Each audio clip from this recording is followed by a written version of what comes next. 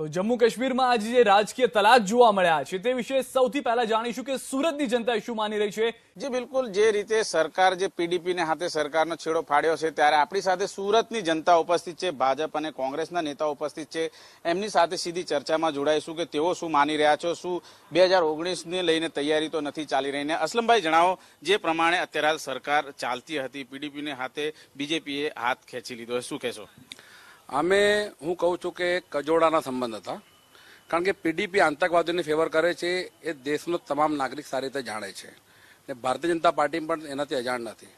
પરંતુ આ એ જ ભારતીય જનતા પાર્ટી છે કે જે 370 કલમ રદ કરવાની વાત કરતા હતા, કાશ્મીર એ ભારતનો અવિભાજ્ય અંગ છે એ વાત કરતા હતા, એક માથું જશે તો 10 માથા લાવશું એ વાત કરતા હતા। આજે પરિસ્થિતિ એ છે કે મોદી સાહેબ પીએમ બન્યા તો મારે દાવા સાથે કહેવું પડે છે કે આવી નમાલી નીતિ તો ભૂતકાળમાં ક્યારે નહીં હતી કે રમજાન મહિનામાં પણ તમારે આતંકવાદીઓ સાથે સીઝ ફાયર કરવું પડે કે જે આતંકવાદીઓ દેશના સૈનિકોને શહીદ કરવામાં કોઈ શરમ કે કોઈ ધર્મ આડે નહીં કરતા હતા અને એમાં જાતિ ભેદ વગર પણ ઔરંગઝેબ જવાનને પણ જો આવી રીતે બેરહમીથી માર્યા હોય તો એની સાથે સીઝ ફાયરની વાત જ નહીં થાય। એ જ કાશ્મીરની સરકાર કે જે આતંકવાદીઓની ખુલ્લેઆમ તરફદારી કરે ને ભારતીય જનતા પાર્ટીના ઘૂંટણીએ પડીને સરકાર ચલાવે તો આવી નમાલી સરકાર અને એના માટે જેટલી શરમજનક વાત કહેવાય એના કરતાં વધારે ઓછી છે ને એ પાકિસ્તાનને શેર આપે છે એ આખું દેશ આખી દુનિયા જાણે છે, છતાં આવા નમાલી નેતાગીરીને એના ઘૂંટણીએ પડીને સાચવવું પડે તો આના જેટલી નમાલી સરકાર, નમાલા નેતાઓ કોઈ દેશ હતા। એ અટલ બિહારી વાજપેયી જેવા મહાન નેતા હતા કે જે ઇન્દિરા ગાંધી પણ દુર્ગા દેવીનું રૂપ આપતા હતા કે પાકિસ્તાન સામે લડી હતી।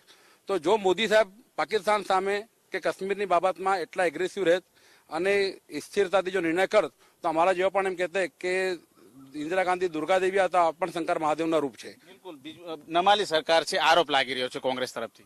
એક હિન્દીમાં લોક તહેવાર છે, ખિસ્સાની બિલ્લી ખંભાનો છે, એટલે ભારતીય જનતા પાર્ટી અને એના કાર્યકર્તાઓની હાલત અત્યારે આવી છે પીડીપી સાથે ગઠબંધન તોડ્યું કે અમે આમ કરશું તેમ કરશું। હું ચોક્કસપણે કહું છું કે આપણે સૌ માને કે આતંકવાદીનો કોઈ ધર્મ નથી હોતો, તેને રમજાન સુને દિવાળી શું ભાઈ, ઈંટનો જવાબ પથ્થરથી જ આપવું પડે।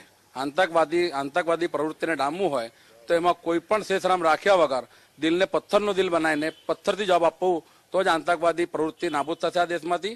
અને તમે જ વાત કરતા હતા કોમન સિવિલ કોડ, તમે જ વાત કરતા હતા 370, તમે બધું 3 વર્ષમાં ભૂલી ગયા, એકે વાર એક વસ્તુ લાવ્યા નથી ને આજે ખીચાની બિલ્લી ખંભાનો છે ને જેમ કહો કે અમે 3 વર્ષમાં કરીને બતાવીશું।